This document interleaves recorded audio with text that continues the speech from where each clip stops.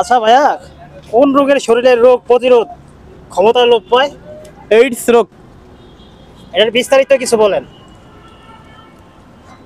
AIDS রোগ সম্পর্কে বিস্তারিত বলতে গেলে আসলে এই বিষয়টা আসলে সবাইকে জানা উচিত, কারণ যারা সচেতন নাগরিক আছে। এই এইডস এর পূর্ণরূপটা বলি, এইডস এর পূর্ণরূপ হচ্ছে এইডস ইকুয়ার্ড ইমিউন ডিফিসিয়েন্সি সিনড্রোম। আসলে এইডস রোগ বিভিন্ন কারণে হয়ে থাকে, বিশেষ করে অবৈধ যৌন মিলনের কারণে এইডস রোগ হয়ে থাকে।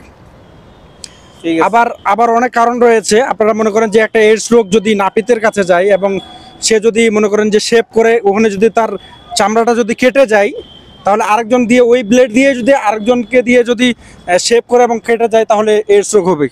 এবং কথা হচ্ছে যে মশার মাধ্যমেও কিন্তু এইডস রোগ ছড়াতে পারে।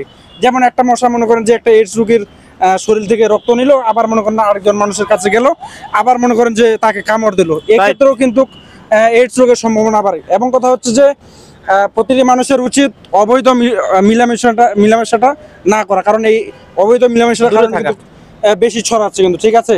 আর যারা বিবাহিত মানুষ তাদেরকে অবশ্যই বলবো, আপনারা এক নারীতে আসক্ত থাকবেন, নিজের স্ত্রীর প্রতি আসক্ত থাকবেন।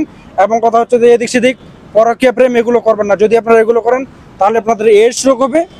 এবং এইডস রোগ সম্পর্কে আরেকটু বলি যে যদি এইডস রোগ হয়ে যায়, এর কিন্তু কোনো চিকিৎসা নাই, বুঝতে পারছেন।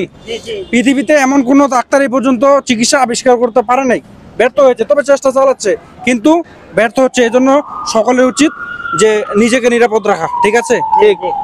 তো কথা হচ্ছে যে এইডস রোগের ফলে মানে কথা হচ্ছে স্বাস্থ্য কমে যাবে, স্বাস্থ্য বৃদ্ধি পাবে না, এবং কোনো ওষুধ, কোনো অ্যান্টিবায়োটিক, জ্বর হবে, বিভিন্ন রোগ হবে, কিন্তু খালি কমবে, খালি মানে কথা হচ্ছে যে রোগ বাড়বে কিন্তু কমবে না, শরীরে শক্তি পাবে না। তো আপনাকে অসংখ্য ধন্যবাদ জানাচ্ছি। আপনাদের মাধ্যমে আসলে দর্শকরা আশা করি বিষয়টা জানতে পারবে। তো আপনাকে অসংখ্য ধন্যবাদ, ভালো থাকবেন, আসসালামু আলাইকুম।